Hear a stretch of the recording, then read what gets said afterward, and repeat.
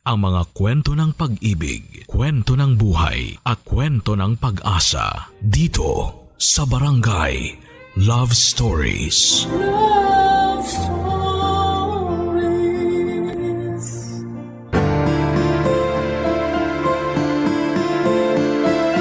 Hindi lahat ng pag-ibig ay pinaglalaban. Kaya dapat ay marunong tayong magpahalaga sa ating sarili upang alam din natin kung kailan tayo bibitaw.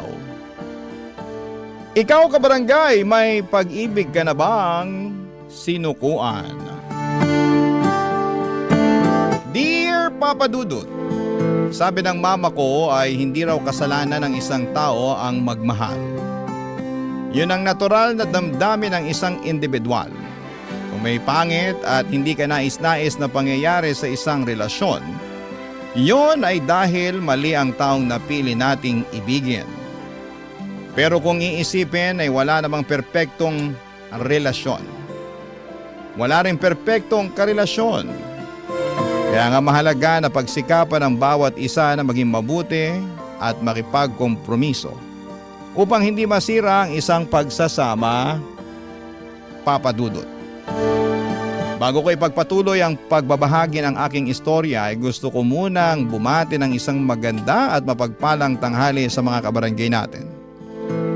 Tawagin niyo na lamang po ako sa pangalang Camila, 32 years old, taga Malabon at avid listener ng Barangay Love Stories. Meron akong asawa, si Ronald, na makalipas ang 6 na taon naming pagsasama ay napagdesisyon na namin na magkanya-kanya ng landas. Marami kaming hindi pinagkakaunawaan ni Ronald na noon lang namin na-discover, Papa Dudut. At kahit may anak na kami ay hindi noon na isalba ang iniingatan naming pagsasama, Papa Dudut.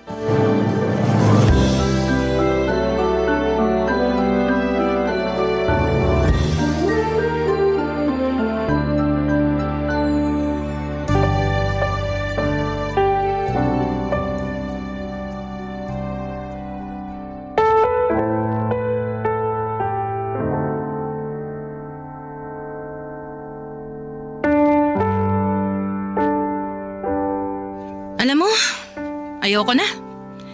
Pagod na akong intindihin ka. Mantakin mo, inaasikaso ko na yung anak natin, pero pati ba naman ikaw, kailangan ko ring asikasuhin? Ba malamang, asawa mo ako. Sinong gusto mong asikasuhin? Yung magtutubig dun sa kanto? Baka naman yung kumikindat-kindat na mekaniko sa'yo pag dumaraan ka doon sa may talyer. Ano? Sabihin mo sila gusto mong asikasuhin? Kaya pa naireklamo mo pagdating sa akin? Aba, siraulo ka talaga, no? Paano naman napasok sa usapan natin yung mga taong yun? Wala. Gusto ko lang sila ipasok. Bakit? Masama?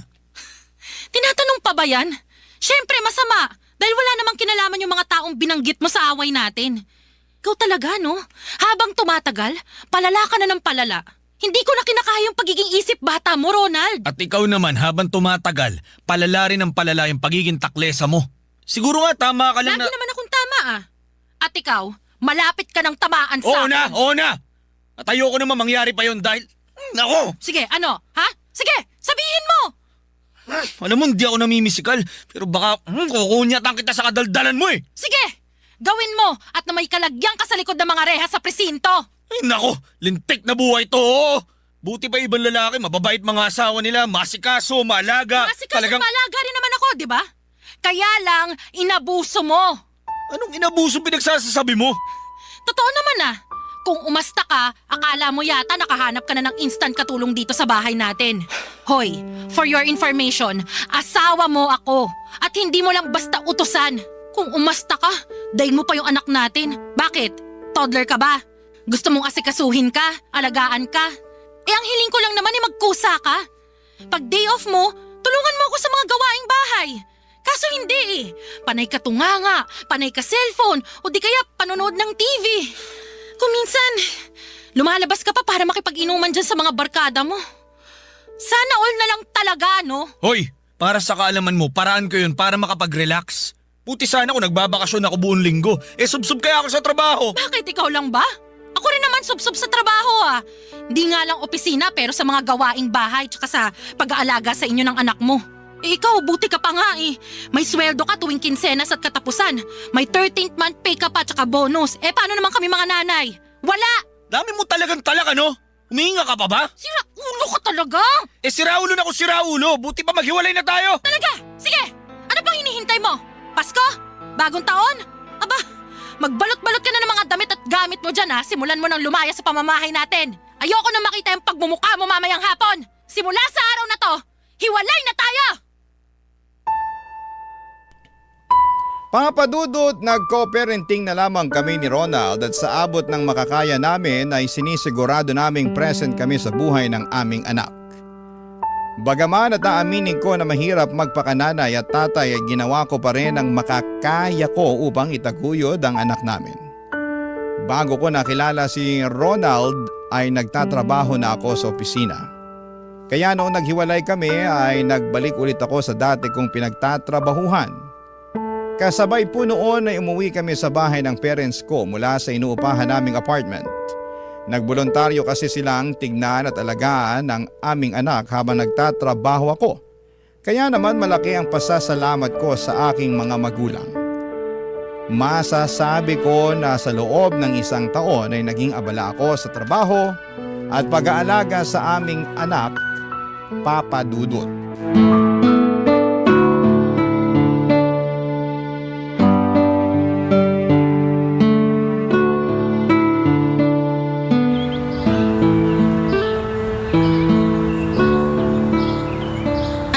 Yung sinabi mo, Ronald? Parang nabingi ako eh. Pwede bang pakiulit? Mila naman eh. Bakit pa ulit-ulit pa? At bakit hindi? Nahihiya ka ba? Siyempre hindi.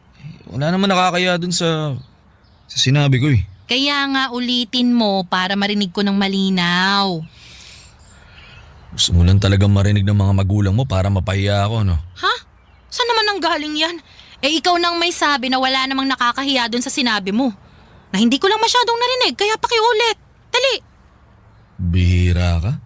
1 taon tayong di nagkita pero parang wala nagbago sa'yo ah. Bakit? Ano bang klaseng pagbabagong gusto mo? Yan, yung ugali mo. Oh, anong problema sa ugali ko, ha? Inaano ba kita sabi ko lang naman ulitin mo yung sinabi mo. Ang simple-simple ng usapan natin. Tapos pinapakomplikado mo. Oo na, ulitin ko na pero huling beses na to ah. Makinig ka sana mabuti para isang sabihan na lang. Ayoko nang paulit-ulit. Ano ba kasi yun? Ang dami mong satsat. Ikaw yata talaga yung taklesa sa atin eh. Sinisisi mo pa ako. Naku. Ba't kasi kailangan pang gawin to? Pwede naman na hindi na lang eh. Hiwalay naman na tayo. Oo. Pero dahil nga nanay ka pa rin ng anak natin at nire-respeto pa rin kita. Wow. Mas... Pwede ba? Patapusin mo na muna ako. Sabat ka ng sabat eh. Para kang... Ano? Sige! Sabihin mo! Isip bata. 'Di ba? Ako'y sinasabihan mo niya noon. Huwag mo sabihin nagkapalit na tayo ngayon. Excuse me. Ikaw pa rin yun. Sa'yo pa rin ang corona, no? Huwag mo nang ipasa sa akin. Camila naman eh. Wala tayong mapapala nito pag ganito ng ganito yung takbo ng usapan natin eh. Pwede bang magpaka-mature na tao na tayo? Hindi yung ganito na daig pa natin yung mga paslit kung mag-asaran? Ano nga kasi ulit yung sinabi mo? Dali na, para matapos na tong usapan na to. Meron kasi akong may babae ako nagugustuhan sa opisina namin. Oh, tapos? Ito lang naman yun. Mga 2 buwan na nakakalipas. Wala, sobrang gustong gusto ko na siya eh. Umamin na ako ng nararamdaman ko sa kanya. Ngayon, ang sabi niya sa akin, gusto niya, ligawan ko raw siya kaya yun sana yung plano kong gawin. Oh, bakit kailangan mo pang sabihin yan sa akin? Kasi nga, gusto kong hingin yung basbas mo. Basbas ko napayagan kang manligaw ng iba? Oo nga, kasi sa papel, mag-asawa pa rin tayo. Oo nga, pero hindi na tayo nagsasama, di ba? Ibig sabihin, hiwalay na tayo. Mas mapapanatag akong alam mo kaya sinabi ko. Tsaka baka magtaka ka pag nakita mo kung may kasamang ibang babae. Swerte mo naman. Wala na kaya akong pakialam sa'yo.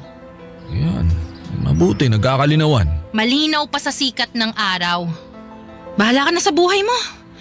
Gawin mo ang gusto mong gawin. Manligaw ka, magjowa ka, mag-asawa ka ulit kung pwede. Good luck na lang. Pero wag na wag mong kakalimutan yung sustento ng anak natin. Siyempre, oo naman. Prioridad ko pa rin yung bagay na yan.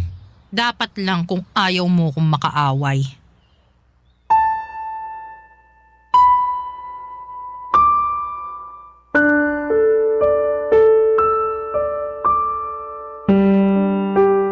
Papadudot, aaminin kong nagulat ako sa sinabi ni Ronald at sa pagpapaalam niya na gusto na niyang makipagrelasyon sa ibang babae.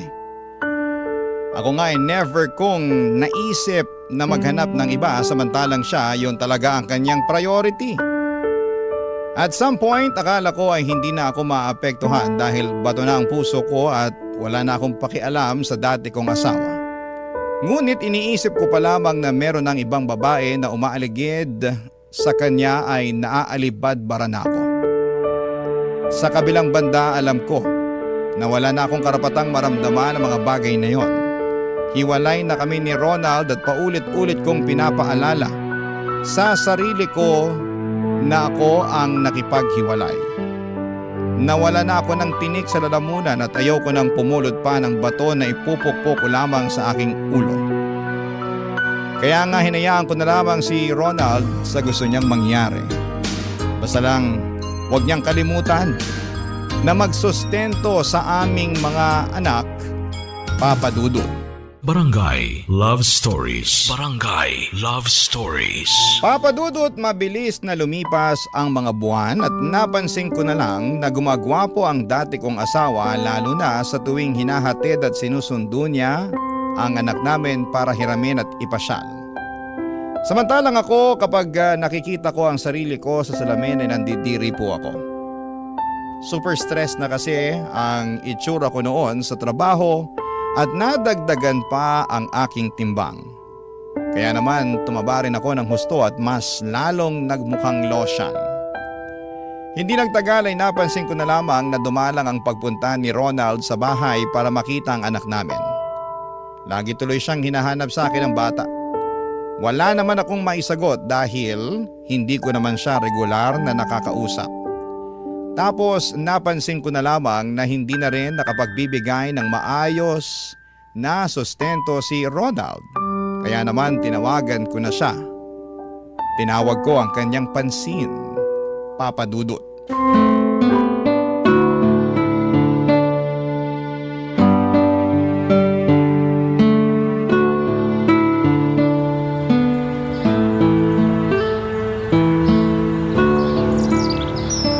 Aba, Ronald! Baka naman nagkakalimutan na tayo, ha? Kung oo, pues, ipapaalala ko lang sa'yo na 2 buwan ng kulang ang sustento mo sa anak natin. Sa lagay, ako tatapal nun? Meron din naman akong ibang pinagkakagastusan. Pasensya ka na, Camila. Ano kasi, may pinagkagastusan din kasi ako. Medyo biglaan, kaya yun, naapektuhan yung sustento ko sa anak natin. Hulaan ko, yung babae mo yan, no? Oh, hindi. Hindi. Ito naman. Ang isda na huhuli sa sariling bibig. Oo na, aminin ko na. Nagbakasyon kasi kami ng girlfriend ko sa Boracay. Pangarap niya kasi makapunta ron, kaya tinupad ko lang. Ayun, napagastos ako ng konti. Kaya Wala akong pakialam kahit sa Mars pa kayo pumunta o kung saang lupalo pa ng daigdig kayo makarating, Ronald. Ang linaw ng usapan natin nung nagpaalam ka sa akin na manliligaw ng ibang babae, di ba? Pumayag ako kasi wag kang magsalita, hindi pa ako tapos. Sorry. Intik kang kapal na mukha mong humarap sa akin ngayon tapos magdadahilan ka ng ganyang bagay. Saan magagawa ko kung yun naman talagang totoo? Di ba? Pinakaayaw mo sa lahat yung nagsisinungaling? Aba, sa lagay gusto mo pa yatang ako magpasalamat sa'yo sa pinagsasabi mong rason kung bakit kulang-kulang yung sustento mo sa anak natin? Ronald, ayos ka rin talaga, no? Huwag ka namang magalit. Nakikiusap na nga lang ako. Nag-uusap lang naman tayo, ha. Sinong hindi magagalit? Sige nga, Babawi na lang ako sa anak natin. bumawi ka talaga. Dahil lagi kanyang hinahanap sa akin. Wala naman akong masagot dahil hindi ko naman alam kung saan ka hahagilapin. Sabihin mo nga sa akin, di kaya sinasabihan ka ng girlfriend mo na wag magsustento sa anak natin? Nabawasan mo yung binibigay mo para mapunta sa luho niya? Ano? Sabihin mo, tama ako, no? Oo, huwag ka naman magsalita ng ganyan. At bakit hindi? Sa karapatan ko naman yun bilang nanay ng anak natin ah. Hindi naman ganun kasamang tao si Princess. Oo, Hindi princess naman palang pangalan. Mabait yun. Naiintindihan niyang may responsibilidad ako sa anak natin. Sa katunayan, siya pa nga yung nagsasabi sa akin na bumawi dahil nga naging abala ako sa ibang bagay nito nakalipas ng mga buwan eh. Anong ibang bagay pinagsasabi mo? Sa princess na yun ka naging abala, nakalimutan mo na ba? Antakin mo yun? Pinagpalit mo sa iba yung anak natin? Sobra ka naman. Sobra na kung sobra pero hindi mo ako masisisi kung yun ang nararamdaman ko. Sa'yo nang pinapakita mo magagawa ko ba?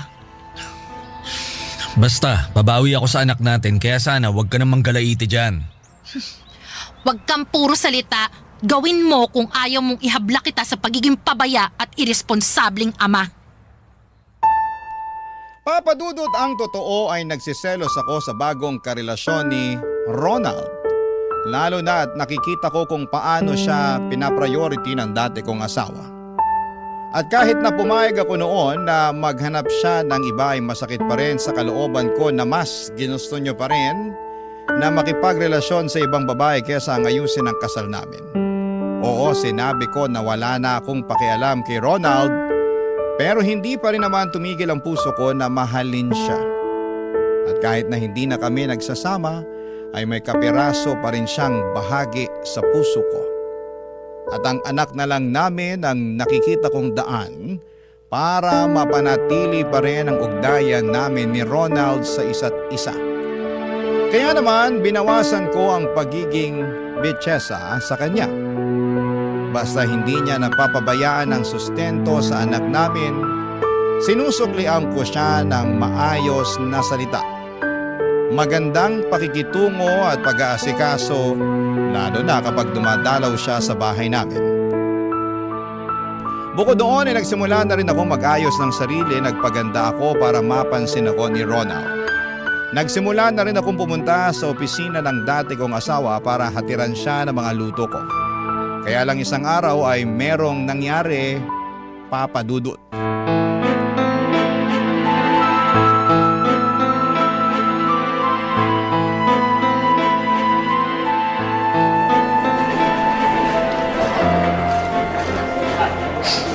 Nakita mo yon? Narinig mo ba yon? Ako pa talaga, Ronald! Ako pa talaga yung tinawag na kabet ng princess na yon! Oo, narinig ko nga at nakita ko rin ang ginawa niyang panunugod sa'yo. Ang kapal naman ng mukha niya! Baka nakakalimutan niya ha, mag-asawa pa rin tayo. Oo, hiwalay na tayo pero may bisa pa rin ang kasal natin kaya wag siyang umasta na akala mo nakuha ka niya na sa amin ang anak natin. Pinagsabihan ko na siya. Pinakalma kaya sana ikaw naman ang kumalma. Medyo nakakahiya na kasi. Nagtitinginan na tayo ng mga tao. Sigurado magiging laman na naman tayo ng chismis dito. Wala akong pakialam kahit na maging headline pa tayo sa dyaryo. Ang gusto ko ay ipamukha mo sa babae mo kung saan siya dapat lumugar. Camila, please. Huminahon ka. Huwag ka na magsisigaw kasi takaw atensyon eh. Pinagtitinginan na tayo oh. Tsaka trabaho ko to. Opisina namin to. Ano na lang ang magiging reputasyon ko pagkatapos ng gulong to? Baka wala na akong mukhang iharap niyan sa mga tao rito. Hindi ko na kasalanan yun. Bakit ako sinisisi mo? Hindi kita sinisisi. Yun yung tinutumbok ng mga salitaan mo eh. Alam mo, kung may dapat kang sisihin dito ay ang princess na yan. Masyado kasi siyang atribida. Asan na ba yun para maturuan ko pa ng Please leksyon? lang, Ha? Camila, wag na. Ano ba kasing ginagawa mo rito? Bakit ka pumunta rito sa opisina namin? Bakit? Masama bang puntahan ng dati kong asawa para dalhan ng pananghalian? Ayan no, pinagluto kita ng mga paborito mong ulam. 2 klase yan. At marami rin ang kanin na nilagay ko dyan para hindi ka mabitin. Binilhan na nga rin kita ng paborito mong kape sa coffee shop na palagi mong pinupuntahan pag nagde-date tayo eh. Alam ko, namimiss mo na yan kasi hindi naman alam ng babae mo yung paborito mong kape. Acidic ka mo siya, di ba? Kawawa naman. Okay, salamat. Pero sana nagsabi ka muna. Alam mo naman na dito nagtatrabaho si Princess eh, di ba? Bakit ako magsasabi sa'yo? Plano nga kitang sorpresahin, di ba? Alam mo, ang labo mo. Camila naman eh. Buti pa, aalis na ako. Iiwan ko na lang itong mga pagkain na dala ko dahil para naman talaga sa'yo yan. Oh, saan ka pupunta? Susunduin ko na yung anak natin. Mamamasyal kami. Doon sa paborito nating pasyalan. Sa Carnival. Namimiss na raw kasi nung anak natin yung lugar na yon at saka... Tsaka ano? Tsaka naaalala raw niya na doon natin siya palaging dinadala noon. Malaki na talaga yung anak natin. Marunong nang makaalala. Sige, alis na ako. At pakisabi nga dyan sa princess na yan na hindi ako ang kabit dito kundi siya. Masyado siyang etyoserang palaka. Sige na, bye. Papadudot nakangisi akong umalis sa opisina ni na Ronald at kahit na masakit ng kaunti ang anit ko dahil sa sabunot ng etyoserang palaka na princess na yon, ay pakiramdam ko ay nagtagumpay ako sa plano ko na akiting muli ang aking asawa. Kitang-kita ko sa mga mata ni Ronald na nagsisisi na siyang nakipagrelasyon sa babaeng yon. Hinayaan ko na lamang siya na maramdaman ang bagay na yon dahil dapat lang naman talaga.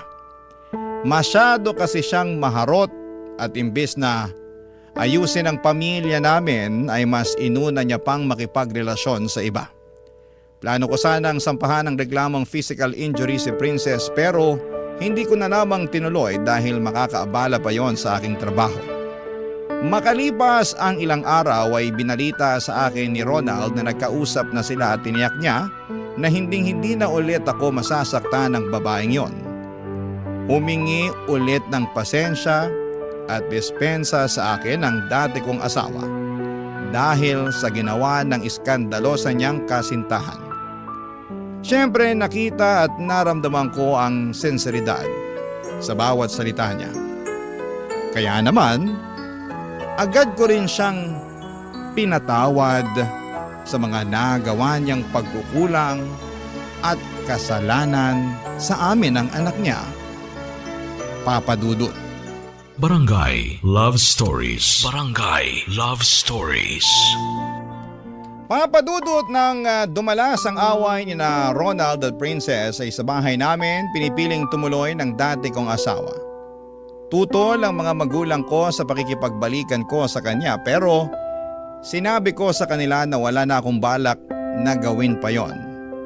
Pero nagkamali ako dahil sa ilang gabi ng muli naming pagsasama ni Ronald ay tila ba nagkaintindihan kamit na numbalik ang masasaya naming alaala noong araw. Pati na rin ang aming pamilya, Papa Dudut. Inasikaso at pinagluluto ko siya ng mga paborito niyang pagkain.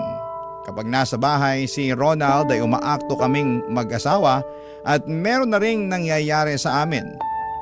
Para sa akin ay ako pa rin naman ang legal na asawa at sa batas ng tao at kasal pa rin kami ni Ronald.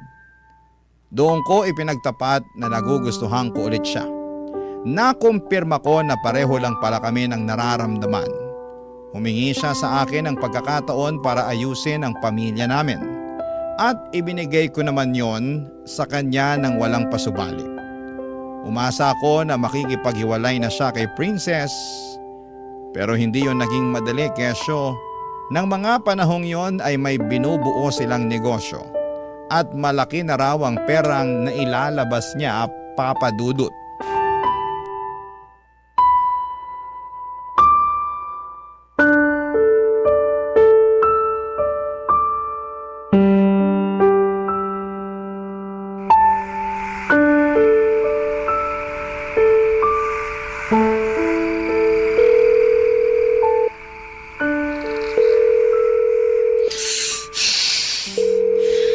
Ronald, ano ba? Kanina pa ako tawag ng tawag sa yung kumag ka. Bakit pa hindi mo sinasagot yung cellphone? Kalimutan mo na yatang may anak kang naghihintay sa'yo ngayong araw eh.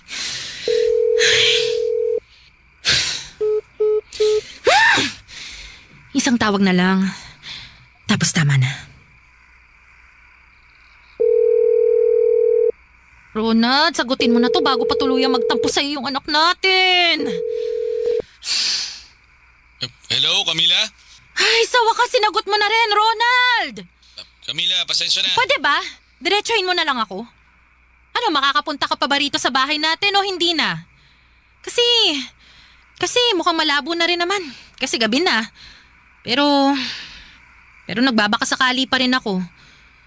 Para sa kaalaman mo, no, gising pa yung anak natin. At andun lang siya sa sala, kasama ang lolo't lola niya, Dahil kanina ka pa niya hinihintay. Diba nangako ka sa kanya na tuturuan mo siyang mag-basketball tsaka magbisikleta ngayong araw?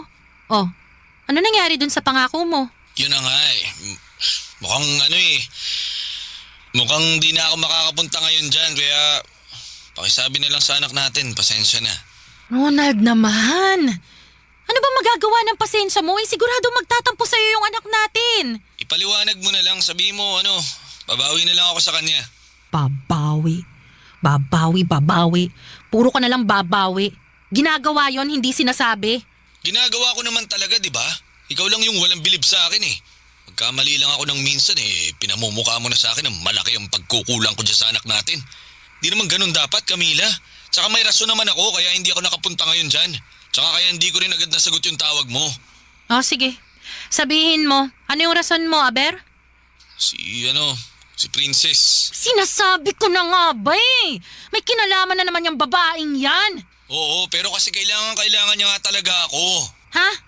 At bakit? Ano nangyari sa kanya? Tumawag sa akin yung mama niya. Sinugod daw nila si Princess sa ospital dahil mataas ang lagnat. Dehydrated din siya. At hanggang ngayon hindi pa rin nagigising. Kaya nga hindi ako makaalis dito eh. Ayoko naman siyang iwan. Pasensya ka na, sorry. Sorry kung inuna ko siya kaysa sa anak natin. Pero hindi naman ibig sabihin nun hindi ko na mahal ang anak natin. Oy, ano palang ibig sabihin nun? Halata naman kung sino ang pinili mo, di ba? Kung sinong mas mahalaga sa'yo. Yun nga lang, kamalas-malasan, hindi yun yung anak natin. Emergency naman kasi yun nangyari. Tsaka baka nakakalimutan mo, girlfriend ko pa rin si Princess. Wow ha. Salamat sa pagpapaalala. Camila, pasensya ka na talaga. Buti pa. Sige na, buti pa ibababa ko na tong tawag. Mag-usap na lang tayo bukas kasi hinahanap na ako ng parents ni Princess eh. Mukhang baka nagising na siya. Salamat sa Diyos. Sandali lang. Huwag mo kong baba ng tawag. Nag-uusap pa nga tayo eh. Ronald! Bye. Lintik talagang babae yun. Masyadong mapapel. Ito namang si Ronald na to. Masyadong uto-uto. Ay, nako. Bagay nga sila. Papa Dudut, wala na ako nagawa matapos akong babaan ng tawag ni Ronald. Napakagat na lamang ako sa aking pang-ibabang labi upang pigilang maiyak. Pakiramdam ko kasi ay mas pinili niya si Princess kesa sa amin ang anak niya. At wala naman akong magawa dahil nakatali pa rin siya sa relasyon nila. Kahit na ako ang totoong asawa at kasal pa rin kami sa papel, lumalabas na sa aming dalawa ni Princess ako ang kabit na nakikihati lamang sa atensyon ni Ronald. Nasaktan po ako, oo Papa Dudut. Mas matindi pa yung sakit na nararamdaman ko nung nakipaghiwalay ako sa asawa ko. Lumiit din ang tingin ko sa aking sarili pero hindi ko pa rin magawang sawayin ang aking puso na lalong mahulog sa dati kong asawa. Umaasa pa rin ako at nananalig sa Diyos na muli niya kaming pag-aayusin ni Ronald at darating ang araw na magkakabalikan kami upang ayusin ang nasira naming pamilya.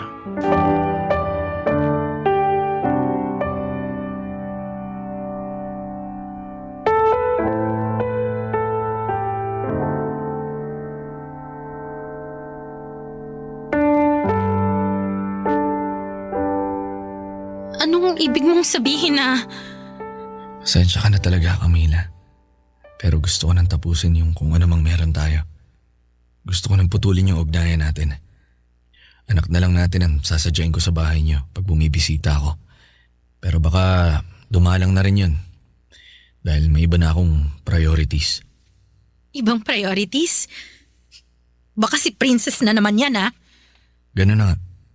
At siya rin ang rason kaya mo gusto nang tapusin yung anumang meron tayo? Oo, kasi napagtanto ko na hindi ko pala siya kayang saktan. Na sobra ko na siyang mahal para lokohin. Kaya nga, nakikiusap ako sa'yo. Tantanan mo na ako dahil matagal na talaga tayong tapos. Huwag na rin subukan na makipagbalikan sa akin at gamitin ang anak natin dahil di na uubra yan. Si Princess talaga ang mahal ko at wala Ano lang pala ako? Ha? Pampalipas oras mo? taga-comfort mo nung nag-aaway at nagkakalabuan kayo ng babaeng yun? Labo mo pala eh. May pasabi-sabi ka pa na bigyan lang kita ng pagkakataon at gagawan mo ng paraan para maayos yung pamilya natin. Nangako ka pa na makikipaghiwalay ka sa princess na yon. Pero ano nangyari? Katulad lang din pala ng iba mo pang mga sinabi yung pangako mo na yan eh. Lahat na pa ako! Kaya nga humingi ako ng pasensya. May sasanla ba sa pawn shop yung pasensya mo? Aba kung oo, sige! Magpasensya ka lang para naman maibenta ko yan. Nang sa ganon, kumita naman ako at mapakinabangan ko. Ang sama mo, Ronald. Pinaasa mo kong hayop ka. At ako naman si tanga. Nagpauto sa'yo. Naniwala sa mga sinabi mo. Binigay ko pa nga ulit sa'yo yung katawang ko kasi akala ko mahal mo pa rin ako eh. Pero rintik na lang talaga kasi nagpauto ko sa'yo. Alam ko, kaya nga nakukonsensya ako. Dapat lang. Dahil sobrang sama mo naman kung hindi. Alam mo, patawa ka rin eh, no? Gusto mo magpakatino sa babaeng yun. Habang kami ng anak mo, tinatarantado mo. Sabihin mo nga, ano bang pinapakain sa'yo nung gaga na yun, ha? Para maging ganyang kakabaliw sa kanya. Ano? Sabihin mo! Anong pinakain niya sa'yo na hindi ko napakain sa'yo? Hindi ko rin alam! Anong hindi alam? Pwede ba yun? Basta isang araw, nagising na lang ako na mas matimbang na sa puso ko si Princess. Siya lang at wala nang iba. Kaya nga gusto ko nang ayusin ang sarili ko. Gusto ko nang magpakatino, maging mabuting boyfriend sa kanya. Dahil mahal na mahal ko siya. Manahimik ka! Mabuti pa, lumayas ka na sa pamamahay namin ngayon din! Camila naman, huwag mo naman ako ipagtabuyan oh. Oh, anong gusto mo? Latagang kita ng red carpet palabas? Ganon ba? Siraulo ka pala eh. Ako na nga tong sinaktan mo. Pinaasa, ginamit at pinagmukhang tanga. Tapos ayaw mo pa akong magalit sa'yo? Ronald, karapatan ko naman siguro yon. Bakit pinagkakait mo pa? Napaka-epal mo talaga kahit kailan. Ano pa hinihintay mo? Ha? Alis na sabi! Magsama kayo ng princess mo! Mga walang hiya kayo! Papadudot, pinagtulakan ko si Ronald palabas ng bahay namin at binagsakan siya ng pinto ng dahil sa galit. Tapos ay para akong tanga na nag-iiyak paalis dahil alam ko na hinding-hindi na niya ako babalikan pa. Namili na siya at kinamalas-malasan ay ako ang iniwan niya. Hindi ko alam kung ano ang nangyari, kung ginayuma ba siya ni Princess o ano para siyang piliin ng dati kong asawa. Basta ang sakit at ang lungkot ko lamang ng mga panahong yon. At hanggang ngayon ay hindi pa rin ako nakaka-move on. Sobrang hirap naman kasi. Lalo at buong buhay ko, si Ronald lang ang lalaking minahal ko. Long time boyfriend ko siya bago kami kinasal. Ngunit kahit matagal na kami, ay hindi pa rin nag-work out ang aming relasyon at nauwi pa rin po ito sa hiwalayan. Nakakalungkot. Hindi ko alam kung makakausad pa ba ako o magiging maayos ang pagtatapos ng nangyari sa amin. Sana po ay payuhan ako ng mga kabarangay natin. Desidido pa rin kasi akong pakiusapan si Ronald at magmakaawa sa kanya na balikan at piliin niya kami ng kanyang anak. Maraming salamat po, Papa Dudut. Sakaling mapili po ninyong i-area ang sulat ko. God bless and more power sa programa ninyong Barangay Love Stories. Ang inyong forever kapuso at ka-barangay, Camila. Ano ang masasabi mo sa ating Barangay Love Stories today? Aabangan namin yan sa aming comment section. Ang mga kwento ng pag-ibig, kwento ng buhay at kwento ng pag-asa dito sa Barangay Love Stories. Love Stories. Ang pagkakaroon ng kompletong pamilya ay isang dream come true para sa mga lumaki sa broken family. Ngunit kadalasan ay mahirap abutin ang pangarap na ito. Ikaw kabarangay, ano ang handa mong gawin upang maranasan ang pagkakaroon ng isang buo at kompletong pamilya? Dear Papa Dudut, magandang araw po sa inyo at sa mga kabarangay natin. Ako po si Jeff. At ngayon po ay gusto ko pong ibahagi sa inyo ang mga pinagdaanan ko sa buhay.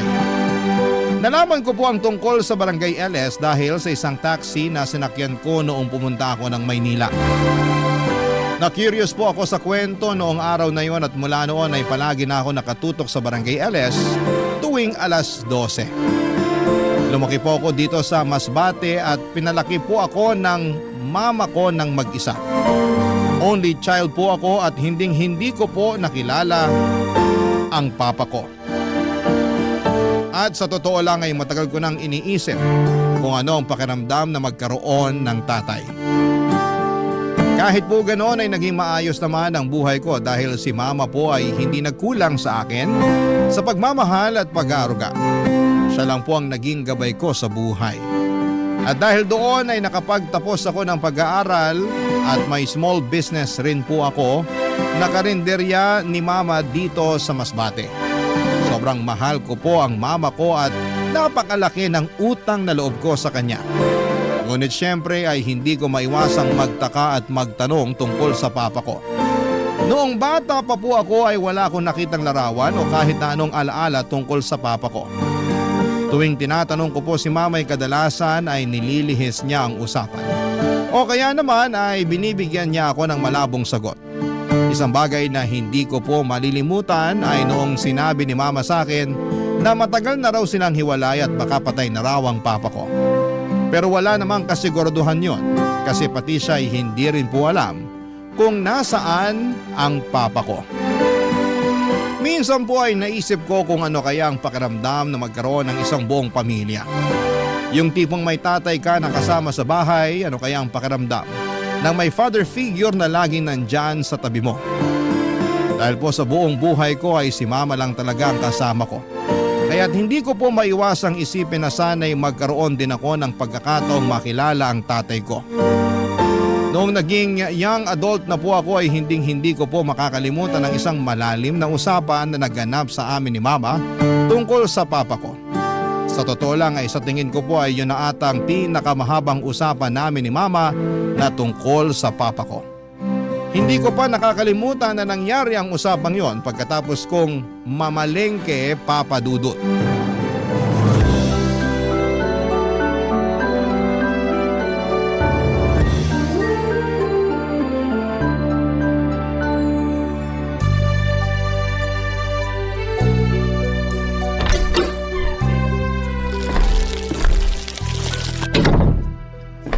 Ma, nandito na ako.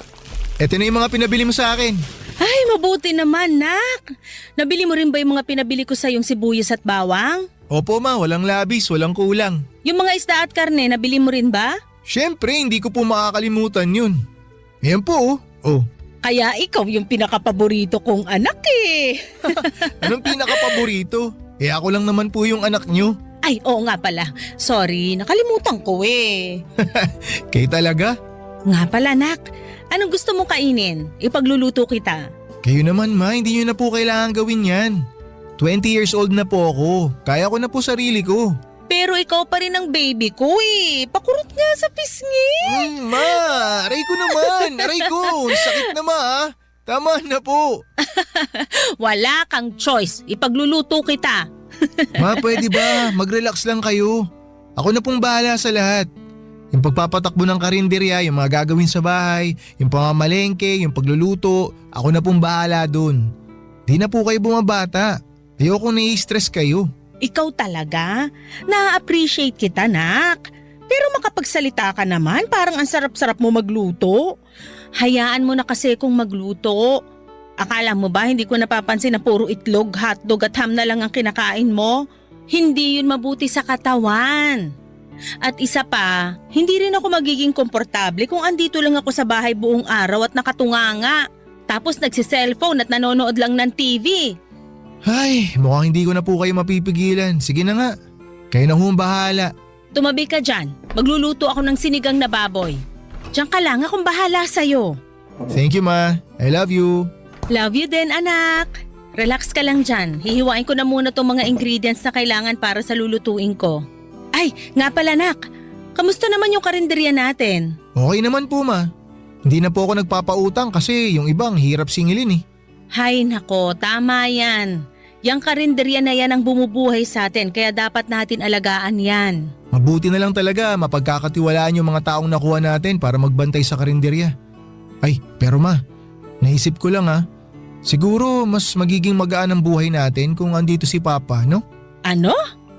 Jeff naman.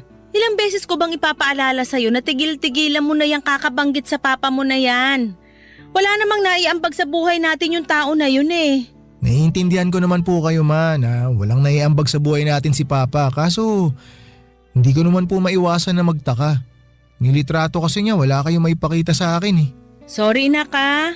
Akala ko kasi sapat na yung ialay ko sa'yo yung buong buhay ko. Hindi pa pala. Ma, hindi yun ang ibig kong sabihin. Simulat sa pool, alam ko na kayo lang ang tumayong magulang ko. At dahil doon, sobrang pasasalamat ko sa inyo. Ay, basta nak, maniwala ka na lang sa akin. Wala tayong mapapala sa papa mo.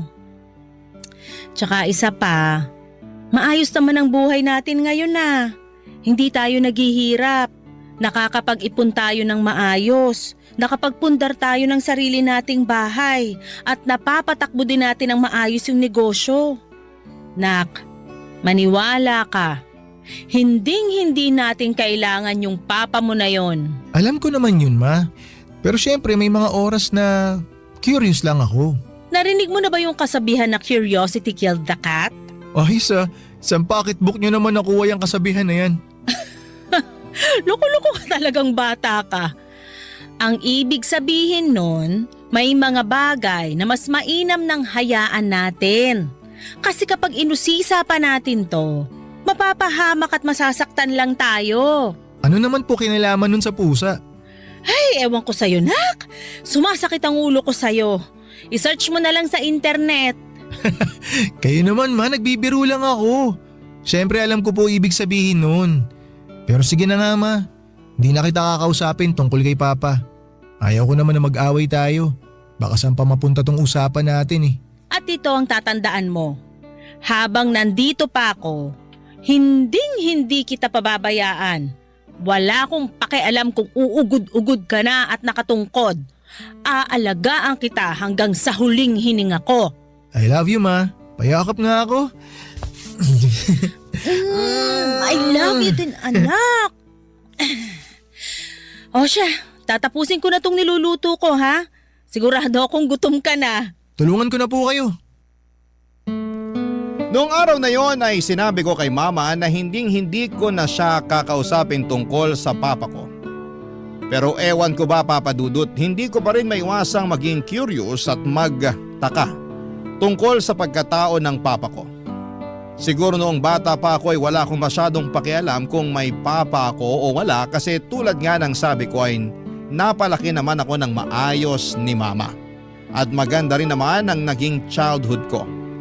Pero habang lumalaki ako at nagkakaroon ng mas malalim na pag-iisip, doon na ako nagsimulang magtanong-tanong, mag-question sa mga bagay-bagay tungkol sa buhay at isa na nga doon, ang pagkatao ng papa ko.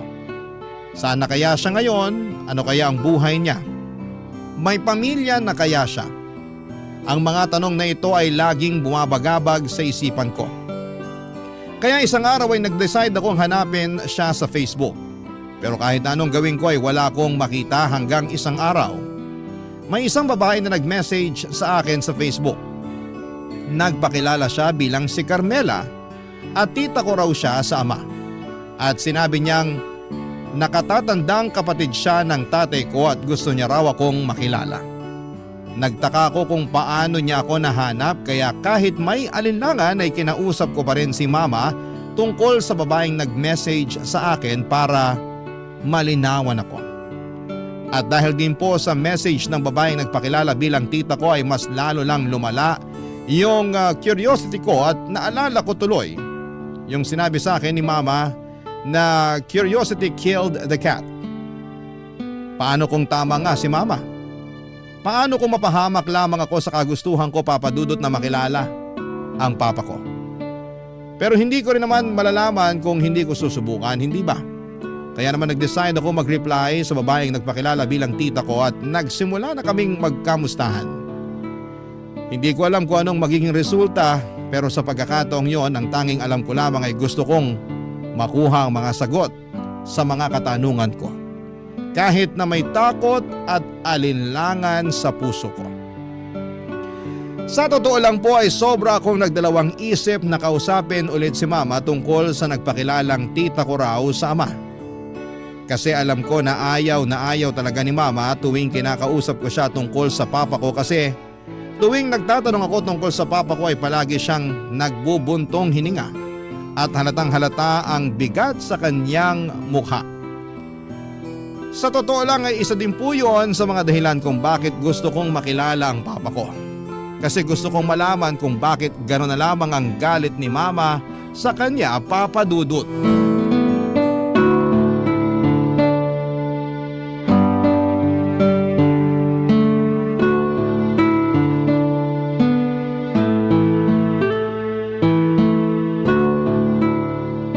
Jeff, anak! Halika nga dito, bilisan mo! Sandali lang, ma. Tinutupi ko pa yung mga damit ko. Mamaya na yan, halika na muna dito. Okay. Ano po yun, ma? Tingnan mo itong nakita ko sa Facebook, nak. Mag-end of the world na daw bukas. Mama naman. Wag po kayo nagpapaniwala sa mga ganyan. Fake news yan. Anong fake news?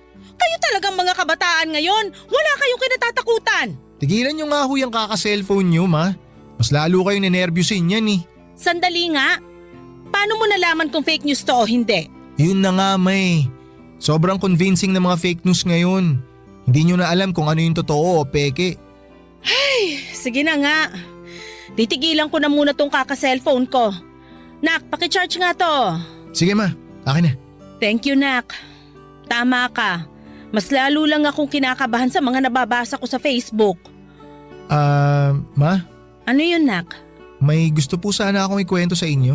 Ano yon? Kaso baka magalit kayo eh. Mas magagalit ako kung hindi mo sasabihin. Sige na, ano ba yon, ha? May nag-message kasi sa akin sa Facebook. Carmela daw po yung pangalan niya. Sabi niya, tita ko raw po siya. Siya raw yung nakatatandang kapatid ni Papa. Jeff, i-block mo na yan. Wala kang magandang mapapala dyan. Ma, 20 years old na po ako. Siguro naman panahon na para kwentuhan niyo ako tungkol kay Papa, di ba? Sapat na yung alam mong buong pangalan niya. Maliban dun, wala ka nang dapat pang malaman. Ma, sana wag niyo pong mamasamain tong sasabihin ko. Pero hindi po kasi sapat yun eh. Ang dami pong tanong na tumatakbo sa isip ko. Ang dami kong tanong na nangangailangan ng kasagutan. Gusto ko lang naman po malaman kung bakit niya tayo iniwan. Kung mahal niya ba tayo. Tsaka gusto ko rin sana na makilala yung mga kamag-anak ko sa side ni Papa. Utang na loob, Jeff! Ang kulit-kulit mo naman eh! Ako ang nagpalaki sa'yo! Ako ang nagpakain sa'yo! Ako ang nagpaaral sa'yo hanggang sa makapagtapos ka! Ako ang nagpundar nitong bahay at nung negosyo natin! Ako ang nagpakahirap para mabigyan ka lang ng maginhawa na buhay! Tapos ngayon hahanapin mo lang yung tatay mo? Ayaw sana kitang sumbatan pero naririndi na ako sa kakabanggit mo sa papa mo! Sinasabi ko sa'yo, Jeff! Huwag mo nang kakausapin yung Carmela na yon! Bakit, ma? May hindi ba kayo sinasabi sa akin tungkol kay Papa? May tinatago ba kayo tungkol sa mga kamag-anak niya? Ma naman, paano ko po kayo mauunawaan? Paano ko kayo maiintindihan kung hindi niyo ikukwento sa akin? Nako, kahit ano pang sabihin sa'yo, mukhang hindi ka naman maniniwala sa akin eh. Ma, alam ko po na ginagawa niyo lahat para guminhawa ang buhay natin. At habang buhay po ako magpapasalamat sa inyo dahil dun. Pero ma, dapat maintindihan niyo rin na tao lang po ako. Normal lang po sa akin na magtanong tungkol sa mga bagay na deserve ko naman pong malaman. Jeff, anak, makinig ka. Wala ka pang 1 taon nung iniwan tayo ng tatay mo. Naglaho na lang siya na parang bula. Hindi kita maintindihan, nak. Bakit mo naman gustong makilala yung ganong klaseng tao? Kung may listahan lang ng mga walang kwentang tao sa buong mundo, sigurado ako na mangunguna yung papa mo sa listahang yon. Yun lang po ba talaga ang alam nyo, ma? Yung tungkol kay Tita Carmela po, may alam po ba kayo? Hoy, wag na wag mong tatawaging tita yung taong yon. Alam mo kung anong pinagsisisihan ko sa buong buhay ko? Sising-sisi ako na pumayag ako na dalin mo yung last name ng tatay mo. Ay, ma, gusto ko po kayong tulungan. Tsaka gusto ko pong maintindihan kung saan po nanggagaling yung galit nyo kay Papa at kay Tita Carmela. Wag mo na akong kulitin, Jeff. Matutulog na ako. Man naman please. Kausapin nyo naman po ako. Matutulog na ako. Kung ayaw mo makinig sa akin, bahala ka sa buhay mo.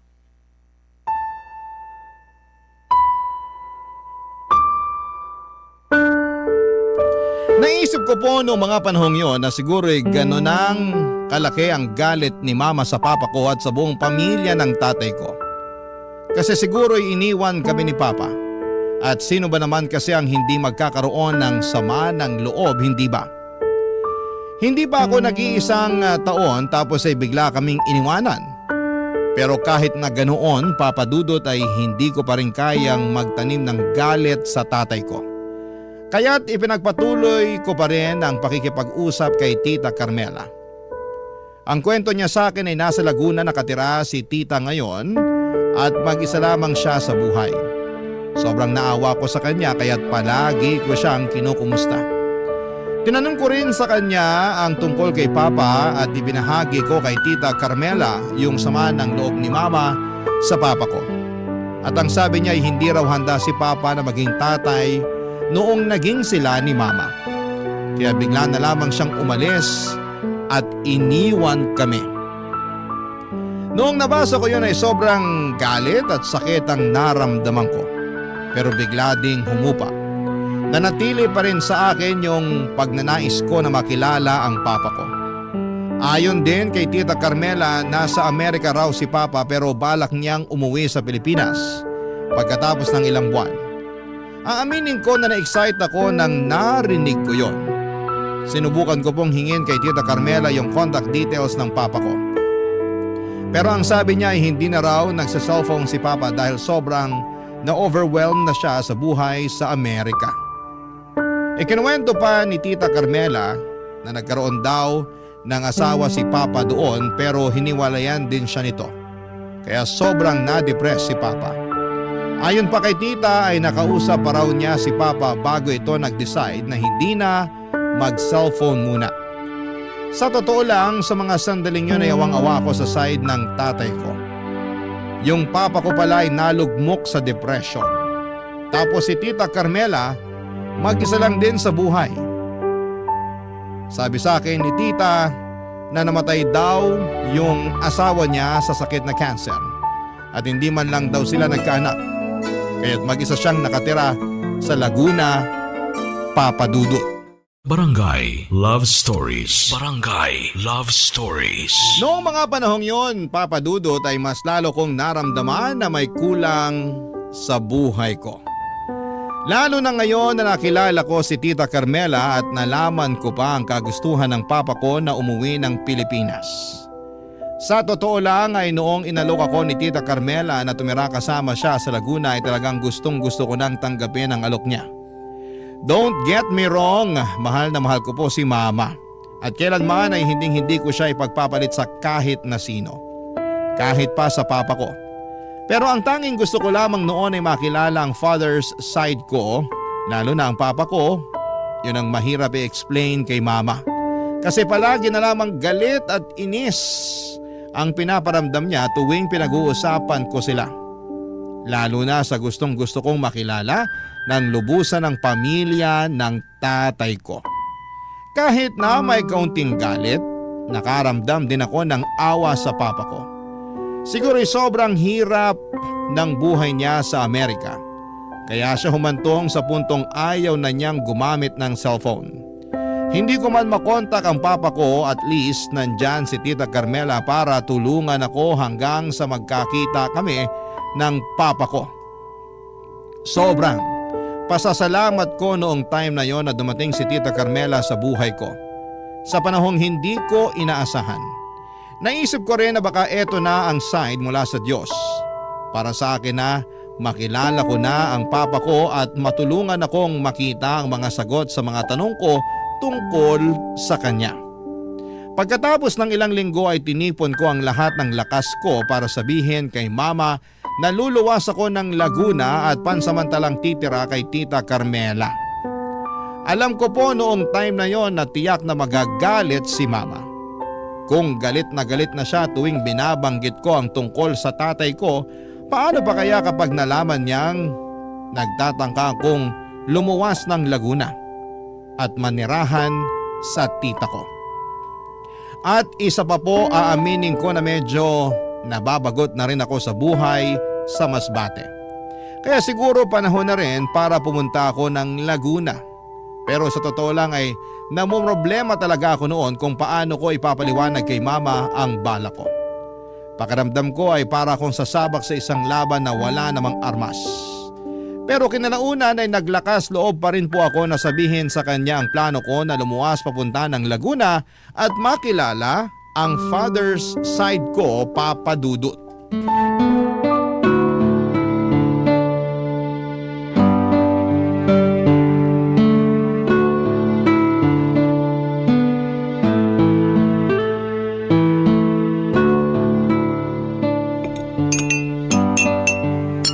Jeff, nak!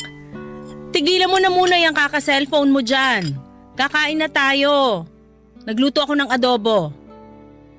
Huy, Jeff! Nakikinig ka ba? Bakit ba sobrang busy mo dyan sa cellphone mo? Ma, may gusto po sana akong sabihin sa inyo. Bakit ganyan yung mukha mo? May problema ka ba? Ipangako niyo po muna sa akin, nakakalma lang kayo na hindi kayo magagalit. Oo na, ano ba kasi yun? Ako tuloy tong kinakabahan sa'yo eh. Ma, Ano? Magsalita ka na. hindi po kasi madali para sa akin na sabihin to sa inyo eh. Nakabuntis ka ba, Jeff? 20 years old ka pa lang ha? Ma, ano ba naman kayo? Hindi ho. Wala po ako nabuntis. Jeff, sabihin mo na sa akin. Kung hindi tatamaan ka na talaga sa aking bata ka. Inalok po kasi ako ni Tita Carmela na tumira sa kanya sa Laguna eh. Nagpapatawa ka ba? Pupuntahan mo yung babaeng yon? Hindi pa nag-iisang buwan simula nung nakausap mo yun sa Facebook ah! Mapakinggan niyo po muna ako. Ang sabi niya kasi sa akin, nasa Amerika daw si Papa at uuwi daw dito sa Pilipinas next month. Nasisiraan ka na ba ng bait, ha? Wag na wag mong susubukan na makipagkita sa mga taong yon, sinasabi ko sa'yo! Nabuhay ka ng ilang taon na hindi sila nakikilala o nakakasama. Hindi mo sila kailangan.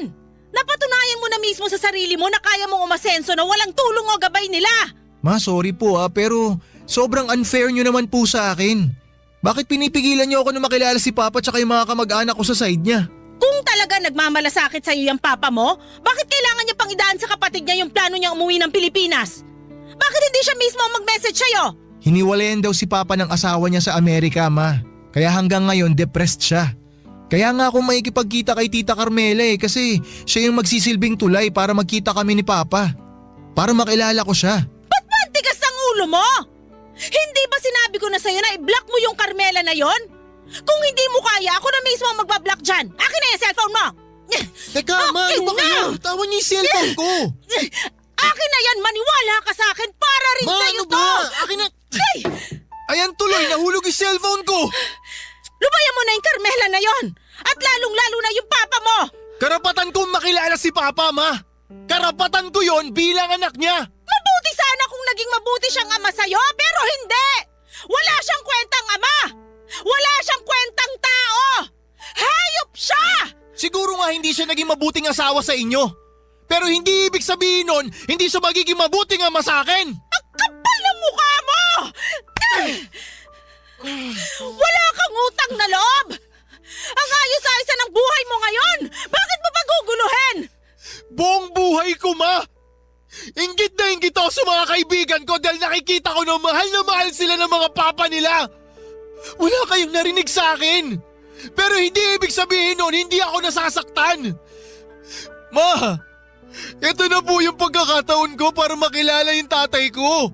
Tapos ipagkakait niyo po sa akin! Hindi sa ganun yon, anak! Maniwala kayo sa akin, nagpapasalamat ako sa inyo dahil pinalaki niyo ako ng maayos. Pero hindi niyo pa rin matatanggal sa akin yung kagustuhan na makilala yung tatay ko. Tapos ngayon na may chance ako na makilala siya, hindi ko na palalagpasin yun. Wala na ba talagang kwenta lahat ng mga sinasabi ko sa'yo? Ano ba bang dapat kong gawin para tumigil ka na sa kakahanap mo dyan sa tatay mo at sa pakikipag-usap mo sa Carmela na yon? Mahayaan niyo na lang kasi ako. Hindi ko to nakukwento sa inyo. Pero ma, ilang gabi na akong umiiyak bago matulog kasi sabik na ako sa tatay ko. Anak naman! 20 years old na ako, ma. At sa loob ng 20 years na yon, hindi nawala sa isip ko kung nasaan si Papa. Iniisip ko rin kung bakit hindi natin siya kasama. Iniisip ko kung iniisip niya rin ba tayo. Iniisip ko kung iniisip niya ba ako bilang anak niya. Kapag nakita ko ba siya, maaalala niya ba ako? Hindi ko makukuha yung mga sagot sa tanong ko kung patuloy niyo akong pipigilan, ma. Hindi na ba kita mapipigilan, nak? Hayaan niyo na akong gawin to, please.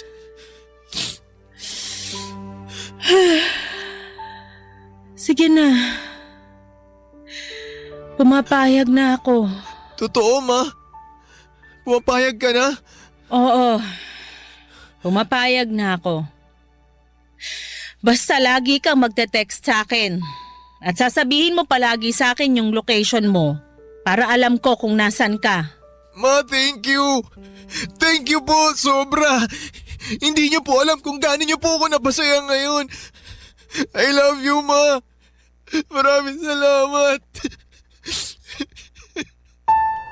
Sobrang saya ko po noong pumayag na rin si Mama na tumira ako pansamantala kina Tita Carmela sa Laguna. Kitang-kita ko po kay Mama na parang napilitan na lamang siya pero alam ko na kailangan ko ring gawin po ito para maramdaman ko ang tunay na pagmamahal ng isang ama. Noong mga panahong yun ay naisip ko na si Tita Carmela ang magiging tulay ko para makita at makilala ko ng lubusan ang papa ko. Lumipas ang ilang linggo at lumuwas na ako mula Masbate papunta ng Laguna. Sobrang kulit rin po ni Mama noong mga panahong yon kasi text siya sa akin. Pero hindi ko naman siya masisisi. Nagwo-worry lamang siya sa akin. 20 years old na ako pero para pa rin akong mama's boy. Siguro ay wala namang masama sa pagiging mama's boy kasi ibig sabihin noon ay mahal na mahal ako ng mama ko. Hindi ko rin makakalimutan yung araw na yon. Pagod na pagod ako tapos ay sobrang init pa. Siguro ay mas naging madali kung may direct contact ako sa papa ko pero wala eh. Si Tita Carmela lamang yung pinaka malapit na kamag-anak ni Papa na makakausap ko. Ang plano ko noong mga panahong yon ay makitira muna kay Tita Carmela hanggang sa makita ko si Papa Dudut. Mukhang natuwa rin po si Tita Carmela noong sinabi ko sa kanya na makakapunta na ako sa kanya sa Laguna. Binigay niya sa akin ang address niya at hindi ko po makakalimutan yung araw na yon kasi habang hinahanap ko ang bahay ni Tita Carmela ay tawag si Mama sa akin noong mismong araw na yon. Pakiramdam ko na mga panahong yon ay hindi mapalagay si Mama sa ideya na makikita ko na si Tita Carmela. Para bang may malaking red flag siya tungkol dito. Pero naiisip ko na baka ganun lang talaga siya kasi galit na galit siya sa lahat ng may kinalaman sa papa ko.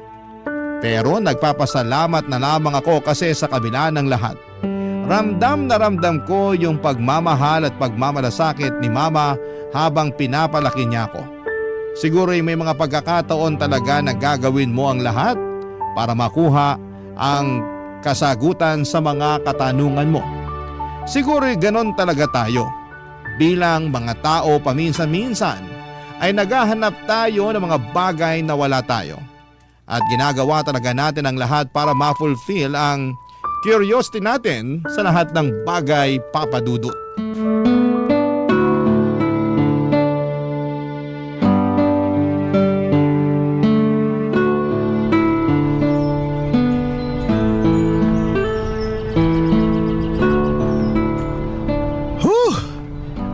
Himatay na ata ako sa init dito kakahanap sa bahay ni Tita Carmela.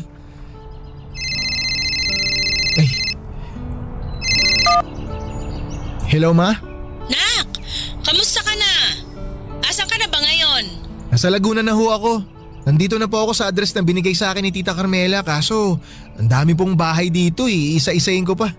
Nak, paano kung mag-hotel ka na lang kaya? Hindi mo naman siguro kailangang makituloy sa Carmela na yan para lang makita yung papa mo kung sakasakali, di ba? Gaya nga po ng nakwento ko sa inyo, ang sabi sa akin ni Tita hindi na po nagsiselfone si Papa. At ang huling sabi ni Papa kay Tita Carmela, dito raw po siya sa Laguna tutuloy pag uwi niya ng Pilipinas.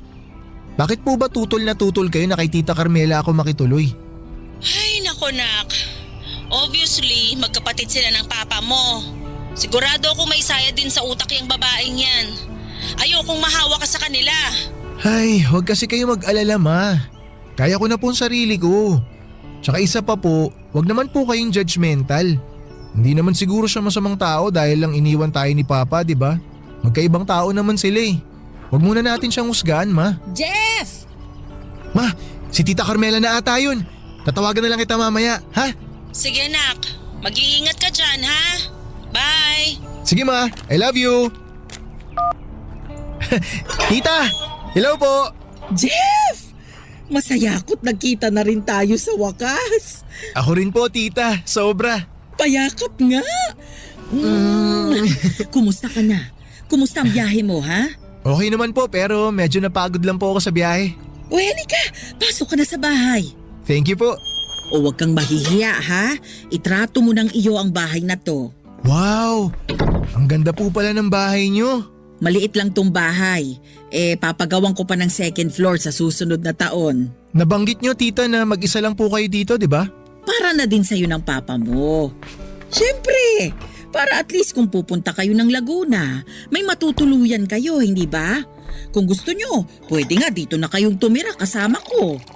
Ay, thank you po sa offer tita. Na-appreciate ko po, sobra. O eto, magtubig ka muna. Thank you po, thank you. Ano ka ba? Thank you ka ng thank you dyan. Sorry tita, medyo nahihiya po kasi ako sa inyo eh. Hindi mo kailangang mahiya. Dalawa lang tayo dito. Feel at home lang, okay? Sige po. Ay, nga po pala tita. May bagong balita po ba kayo tungkol kay Papa? Well, nung last ko siyang nakausap, sabi niya bumili na raw siya ng plane ticket in advance. Next month na daw yung alis niya at dito raw siya tutuloy sa akin. Pero sa ngayon, sa tingin ko nakapatay yung cellphone niya eh. Pero wag kang mag-alala. Pwede kang tumira dito sa akin hanggang sa magkita kayo ng papa mo. Malaking tulong na po to sa akin. Maraming salamat po. Naku, wala yun. Basta ikaw. Ay nga pala, bakit naka-leather shoes ka? Wala ka bang rubber shoes? Kung gusto mo, pwedeng-pwede kitang bilhan. Ito po kasi ang uso ngayon, tsaka matibay po to. Kaya lagi ko pong ginagamit. May pera ka ba? Sana wag mong mamasamain tong sasabihin ko, ha? Pero sabihan mo lang ako kung wala ka ng pera, ha? Sige po tita, huwag po kayong mag-alala sa akin, may dala naman po akong pera. Pero salamat po talaga sa concern nyo. Naku, mabuti na lang talaga at dito ka nakituloy sa akin. Kasi kung hindi, sigurado akong mauubos ang pera mo. Kaya nga po eh. Salamat po talaga, pinatuloy nyo ako dito. Ay nga pala, kumusta naman kayo ng mama mo sa Masbate?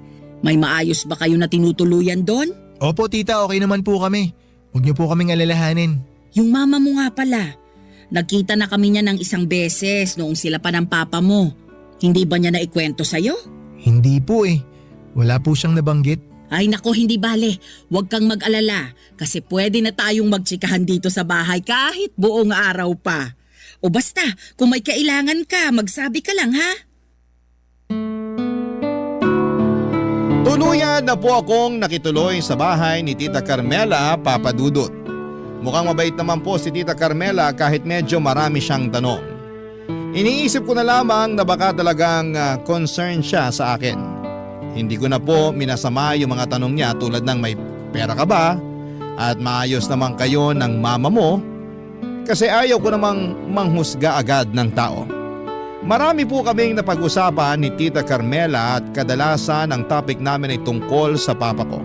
Ayon kay Tita, nang maghiwalay sina mama at papa, nagtrabaho daw ang papa ko sa isang hotel sa Amerika bilang bartender at sa Amerika na rin siya nakapangasawa ng ibang babae. Pero ang problema, Putol daw ang pamilya ng babae kay Papa, kaya raw isa yon sa mga dahilan kung bakit siya sobrang na-depress.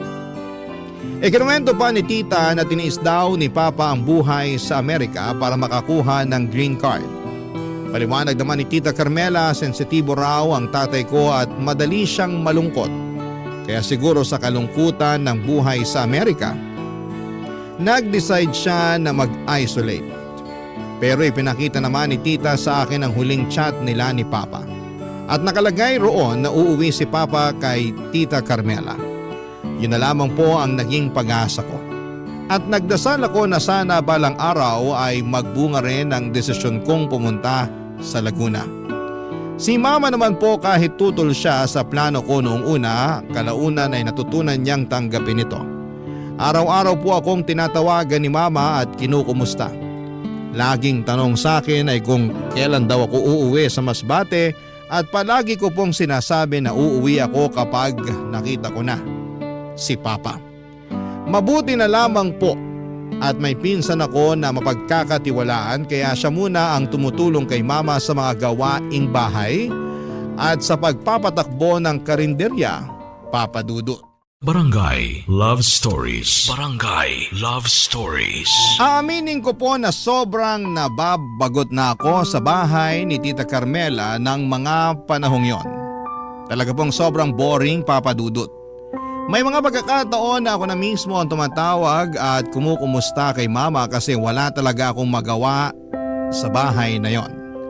Si Tita Carmela naman ay kadalasan ay nasa kwarto lamang niya nagsi-cellphone o kaya ay nanonood ng TV. Kaya paminsan-minsan ay wala rin akong magawa kasi hindi naman ako mahilig manood ng TV at hindi po ako masyadong mahilig gumamit ng cellphone. Akala ko po ay yun na ang magiging buhay ko hanggang makita ko si Papa. Pero isang araw ay nakatanggap po ako ng kakaibang text message.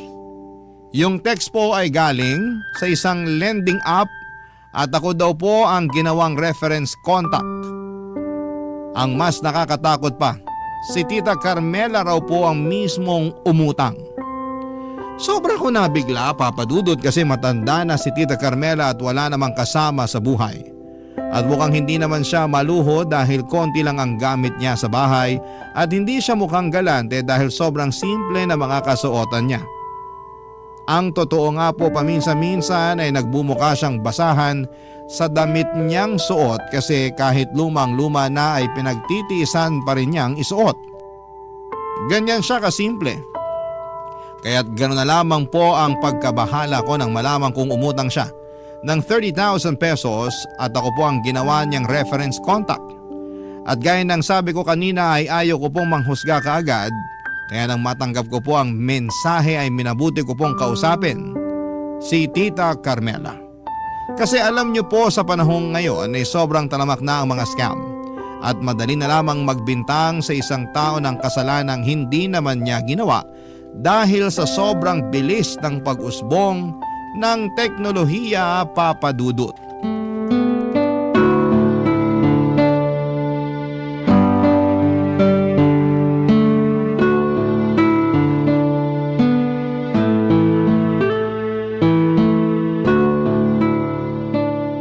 Tita? Oh, Jeff! Naku tita, pasensya na po sa storbo ha. Kinatok ko na po kayo dito sa kwarto nyo. Naku, walang kaso yon. Ay nga pala, nagluto ako ng itlog at corned beef kanina habang natutulog ka. May itinabi ako dun sa mesa para sa'yo. Kumain ka na lang ha. Salamat po. Pasensya ka na at kung hindi na kita masyadong naaasikaso kasi nalilibang ako sa panunood ng TV eh. Alam mo naman, mag-isa na lang ako sa buhay at eto na rin yung nakasanayan kong libangan. Tita, gusto ko po sana kayong kausapin eh. O bakit? Ayaw mo ba ng itlog at corned beef? Ay, alam ko na. Bibili na lang ako ng lechon. Gusto mo ng lechon? Sabihin mo lang mag-o-order ako. Ay nako, tita, hindi ho. Hindi po yun. O bakit? Tungkol saan ba ito? Tita, kasi may natanggap po ako na message kanina. Ha? Anong message? Galing po sa isang lending app eh. Nakalagay po sa message na Nangutang daw po kayo ng 30,000 pesos. Tapos ako po yung nakalagay na reference contact nyo sa loan. Eh sabi ko na nga ba eh. Bakit po? Ano po bang nangyari? Aaminin ko, sobrang nabagot ako kanina kaya nag-download ako ng kung ano-anong app. Tapos makalipas ng ilang minuto, nag-message yung isa sa mga kaibigan ko. Sabi niya sa akin, ginawa ko raw siyang reference contact kahit hindi naman. Jeff, sa tingin ko nagkaroon ng access yung app na yun sa mga number na nakasave sa contacts ko. Kaya kung ano-ano na lang yung pinagsisisend nila. Sigurado po ba kayo dyan, tita? Ayun ang pakiwari ko. Kasi wala naman akong maisip na paraan kung paano kayo makakatanggap ng text message mula sa app na yun kung hindi nila hinak yung phone ko. Pero tita, nag-register po ba kayo sa app na yun? Baka po may mga nailagay kayong number dun. Yun nga mismo ang problema. Pagkatapos kong i-download yung app, nag-register ako. Pero hindi ako nangutang, promise. Nako, kung ganun po, sa palagay ko oras na para mag-reformat kayo ng phone. O kaya palitan nyo yung SIM nyo. Tapos i-post nyo po sa Facebook na nahack yung cellphone nyo para alam ng mga kaibigan nyo na hindi po kayo yung nangutang. Sige, pero tulungan mo akong gawin yun sa cellphone ko ha. Hindi kasi ako marunong eh. Sige po tita, wag po kayo mag-alala, ako pong bahala. Naku, mabuti naman kung ganun. Talamak na talaga ang mga nananamantala ngayon ano? Naku, totoo po yan. Kaya lagi po kayo mag-iingat. Lalong-lalo na po tuwing gumagamit kayo ng internet. Uso pa naman ngayon yung nahack yung cellphone kasi kung ano-ano na lang yung napipindot. Thank you Jeff ha, tatandaan ko yan. Oy nga pala, kumusta ka naman dito sa bahay? Okay naman po ako dito. Komportable po ako kahit papano. Pasensya ka na talaga kung hindi ako lumalabas ng kwarto ha. Aaminin ko, tinatamad kasi ako minsan eh. Pero kaya mo naman ang sarili mo, hindi ba? Oo naman po tita, kayang-kaya ko po sarili ko, wag niyo po akong alalahanin. Okay lang po talaga ako. Ay, nga po pala tita, may balita po ba kayo kay Papa? Magdadalawang linggo na po kasi ako dito pero wala pa rin tayong balita sa kanya eh. Naku, wala eh. Sinusubukan ko ngang tawagan pero mukhang nakapatay pa rin yung telepono niya. Alam kong nababagot ka na kakaantay sa papa mo pero magtiwala lang tayo ha. Ang sabi niya sa akin, dito raw siya didiretso pag nakaalis na siya ng Amerika. Kaya mas mabuti na rin na nandito ka para pagdating niya, makita mo siya kaagad. Pasensya na po kayo kung sobrang kulit ko ah. Excited na po kasi ako eh. Ako din naman. Pareho lang tayo ng nararamdaman. Bunsong kapatid ko yung papa mo at ilang taon ko na rin siyang hindi nakikita. Tita, baka naman po pwede nating tawagan o hanapin sa Facebook yung dating kinakasama ni Papa. Ha? Bakit mo naman gagawin yun? Ang totoo niyan tita, nag-aalala na po kasi ako kay Papa eh. Baka may masama nang nangyari sa kanya. Malay niyo po, baka alam nung dati niyang kinakasama kung nasan si Papa ngayon. Nako, yan ang wag na wag nating gagawin. Ayaw ng tatay mo na may ugnayan pa dun sa dati niyang kinakasama. Dahil sa pang-aapi na ginawa sa kanya ng pamilya ng babae. Hindi man lang ba pinagtanggol ng babae si Papa kahit minsan? Yun na nga eh. Paano naman kasi sunod-sunuran yung babae sa pamilya niya? Hinahayaan niya lang yung pamilya niya na insultuhin at maliitin yung papa mo noon.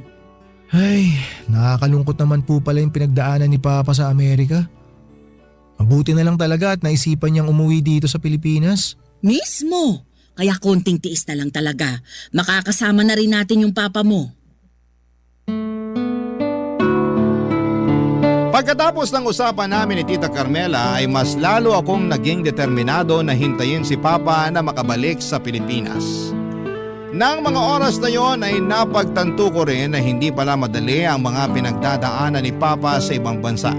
Kaya't mas inihanda ko na ang sarili ko para tanggapin at patawarin siya kapag nagkita kami. Na-realize ko na kailangan kong kalimutan ang ginawa niyang pag-iwan sa amin ni Mama dahil marami na rin naman siyang pinagdadaanan. Lumipas ang ilang araw at medyo nahiya na ako kay Tita Carmela. Kasi bukod sa libre yung tinutuluyan ko, libre pa yung pagkain ko. Parang hindi ko na kayang tanggapin ang lahat ng tulong niya. Kaya naman naisipan ko na ako na lang mismo ang bibili ng sarili kong pagkain. Ayaw kong maging pabigat sa kanya at may savings naman ako sa ATM ko. Kaya hindi naging problema yon. At gusto ko ring maramdaman na may contribution ako sa mga bagay-bagay sa bahay na yan. Sa ganitong paraan, kahit papaano ay mararamdaman kong hindi ako labis na umaasa kay Tita Carmela at may sarili akong kakayahan.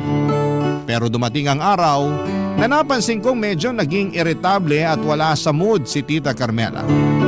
Hindi ko siya masyadong maintindihan at sa bawat araw na lumilipas, ramdam ko ang pagbabago sa kanyang pag-uugali. Tuwing sinusubukan ko siyang kausapin ay hindi na siya lumilingon sa akin at parang may iniiwasan o may hindi siya gustong iparating. Minsan ay bigla na lang siyang tumatalikod at pumapasok sa kwarto niya nang walang paalam. Na para bang ayaw niyang makipag-usap. Ganito siya ng halos 1 linggo at ako'y nag-worry na. Hindi ko alam kung ano ang nangyayari o kung may dahilan siya para magbago ng ganito. Palibas ay medyo hindi ko rin siya kayang tanungin ng diretsyo kaya't pinili ko na lamang na maghintay at obserbahan siya. Kaya nung isang araw na umalis siya sa bahay para mamalengke, naisipan kong sorpresahin siya. Nais ko sanang ibalik ang kabutihang loob na ibinigay niya sa akin. Pinili ko na maglinis ng buong bahay at gusto ko siyang mapatawa, mapagaan ang pakiramdam at maramdaman niyang may taong nagmamalasakit din sa kanya. Tulad ng malasakit na ibinibigay niya sa akin. Habang abala ko naglilinis ay naramdaman ko ang kahalagahan ng mga maliliit na bagay na nakakatulong upang maging magaan ang samahan. Habang nag-uusap kami ni Mama sa telepono at patuloy na naglilinis, doon ko matutuklasan ang isang bagay na hindi ko po inaasahan. Isa itong bagay na magpapabago sa pananaw ko at magpapaalala sa akin kung gaano kalalim ang mga pinagdadaanan ng bawat isa sa atin. Pati na rin si Tita Carmela. Sa pagkakataong yun ay isang tanong at pahayag mula kay Mama ang magpapadali sa pag-unawa ko sa mga nangyayari at magbubukas ng isang bagong pinto ng realisasyon sa puso ko.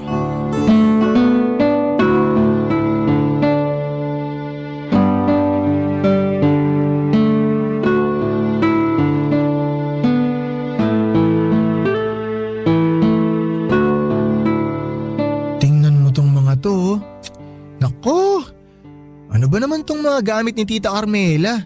Nagkalat na dito tas ang alikabok pa. Pero di bale, lilinisin ko na lang.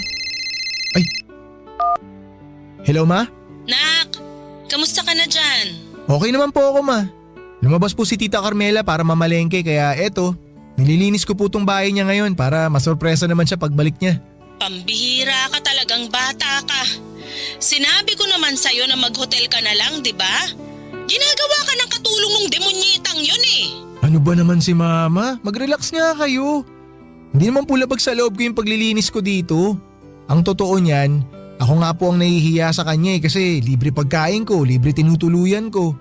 Kaya naisip ko rin na ako na lang mismo ang bibili ng pagkain ko para hindi nakakahiya. Tapos ito pong paglilinis ko ng bahay niya, maliit na bagay lang to para kahit papano makabawi naman ako sa kanya. Ewan ko sa'yo. Naghahanap ka talaga ng sakit ng ulo, bata ka. Ay, nga pala. Yung lending app na nag-text sa'yo nun, nagte-text pa rin ba hanggang ngayon? Hindi na po ma. Ewan ko lang ha. Pero sa totoo lang, wala pa rin akong tiwala sa babaeng yon. Kayo naman ma. Paano kung nagsasabi naman ng totoo yung tao? Na talagang nahack yung cellphone niya. Hay nako Jeff, hindi ako pinanganak kahapon. May pakiramdam ako na may utang na hindi nababayaran yung bruhang yon.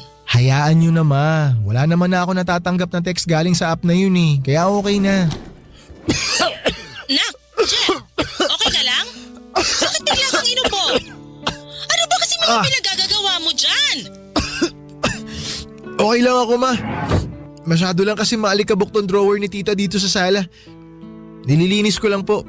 Tigilan mo na nga yan. Huwag niyo na ako intindihin ma. Nababagot kasi ako dito eh kaya hayaan niyo na ako. Bahala ka na nga.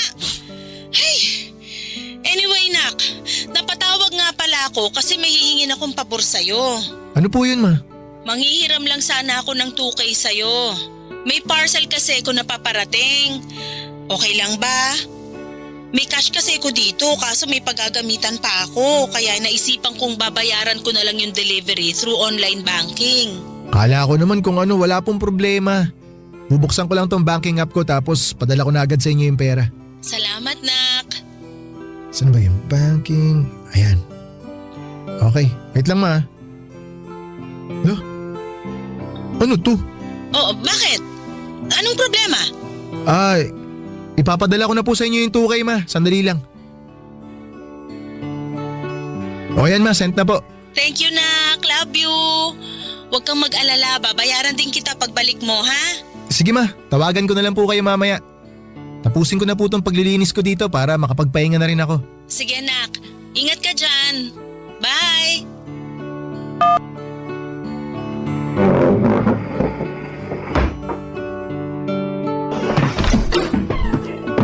Jeff! Namalengke nga pala ako. Napapansin ko kasi na palagi ka na lang nagpapadeliver. Kaya naisipan ko nang magluto. Anong gusto mong ulam mamaya? Tita, meron po pala akong gustong klaruhin sa inyo. Oh, ba't ganyan ang mukha mo? Ano bang problema? May nawawala po kasing 10K sa savings account ko. Tita, bakit hindi po kayo makasagot? May kinalaman po ba kayo doon? Jeff, sorry ha.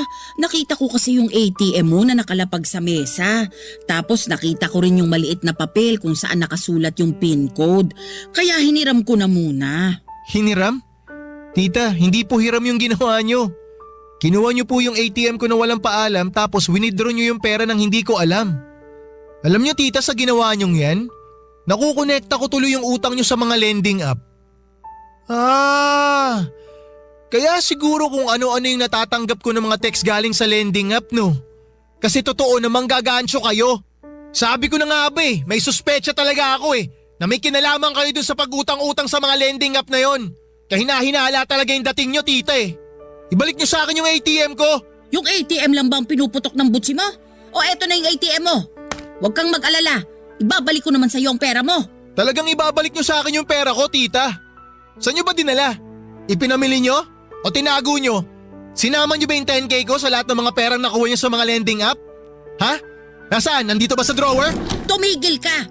Wala kang karapatan na pakialaman at halugugin ang mga gamit ko dito sa bahay. At wala kayong karapatan na pag nakawan ako. Nasaan na yung pera ko? Kala nyo hindi ko hahalugugin tong cabinet nyo? Ha? Nandito ba? Andito sa envelope na to? Tingnan natin para magkaalaman.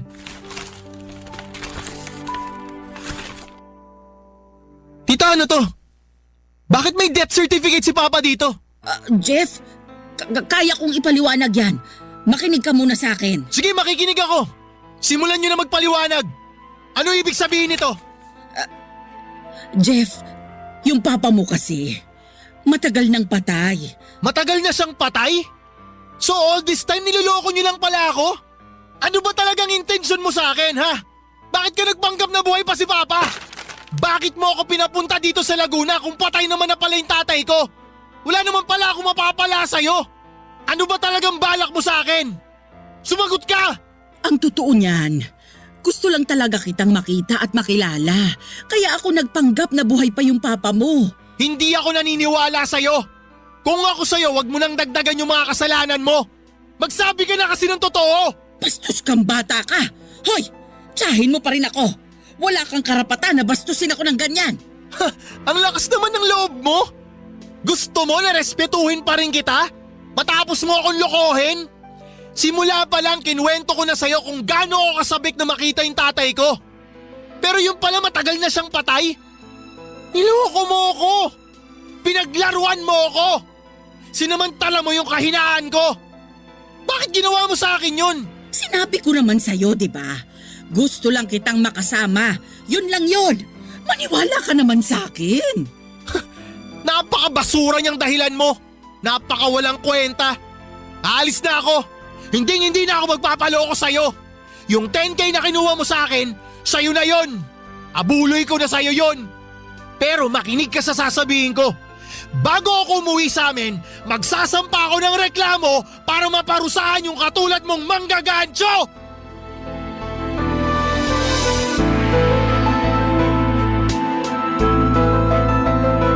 Pagkatapos ng usapan namin ni Tita Carmela, agad ko nang kinuha ang mga gamit ko. At agad na akong umalis sa bahay na yon. Siguro'y maraming magtatanong sa mga kabarangay natin kung bakit hindi ko ipinaglaban yung 10,000 na ninakaw niya sa akin. Ang totoo ay mahalaga pa rin sa akin ang pera. Pero mas mahalaga yung peace of mind ko. Kasi kadalasan ay nakukuha ko lamang yung peace of mind na sinasabi ko kapag umalis ako sa mga sitwasyon na nakakagalit at nakabibigat sa pakiramdam ko. Sa mga panahong yon, ang makita si Tita Carmela ay nagdudulot lamang sa akin ng sama ng loob. Kinabukasan ay umuwi ako ng Masbate at ikinuwento ko ang lahat kay Mama ang mga nangyari. Doon ko nalaman ang lahat-lahat. Sinabi ni Mama na ang dahilan kung bakit sila naghiwalay ni Papa ay dahil nalaman niyang pinagnanakawan siya ni Papa. At ang dahilan kung bakit hindi niya ito sinabi sa akin noon ay dahil ayaw niyang magbago ang tingin ko kay Papa. Gusto raw ni Mama na isipin ko na iniwan kami ni Papa, kesa isipin ko na manggagancho ang Papa ko. Grabe ang pagsisisi ko noon dahil hindi ko pinakinggan si Mama. Kung sana mula pa lang ay nakinig na ako sa kanya, hindi na sana ako naloko pa ni Tita Carmela. Sa totoo lang, kahit pinagsinungalingan ako ni Tita Carmela, nabuhay pa raw si Papa at kahit kinuha niya ang pera ko nang hindi ko alam ay tahimik ko na siyang pinatawad at pinilit na kalimutan. Ang tanging gusto ko lang talaga ay mawala na ang koneksyon ko sa side ng Papa ko. Kahit yung detalye ng pagkamatay ni Papa ay wala na sana akong balak alamin. Kasi gusto ko lang talaga na makapag-move on. Lumipas ang mga buwan at naging masaya at mapayapa na ang buhay namin ni Mama. Mas lalo kong natutunan na magtiwala at maging masunurin kay Mama. Hanggang isang araw na curious ako at ni-research ko si Tita Carmela sa internet. Dito ko po nalaman na may karma palang dumating sa kanya. Hindi man agad-agad pero dumating din. Nalaman ko na nakulong siya dahil matagal na siyang involved sa isang scam at nalaman ko rin na nakalibing na pala si Papa sa Negros Occidental. Hindi ko na inalam pa ang mga detalye kung bakit sa Negros inilibing si Papa at kung gaano nakatagal nang gagatso itong si Tita Carmela. Ipinagpapasa Diyos ko na lamang po ang lahat ng kasalanan nila. Ang importante lang sa akin ay ayokong madamay sa karma nila at masaya na ako at kontento sa piling ni Mama. Maraming salamat po at binigyan niyo po ng pagkakataon na maibahagi ang isang bahagi ng buhay ko sa inyong programa. Ang inyong forever kapuso at kabarangay, Jeff. Barangay Love Stories. Barangay Love Stories. Ano ang masasabi mo sa ating Barangay Love Stories today? Abangan namin ang sagot mo sa comment section. Barangay LS 97.1. 97.1. Forever. Number 1.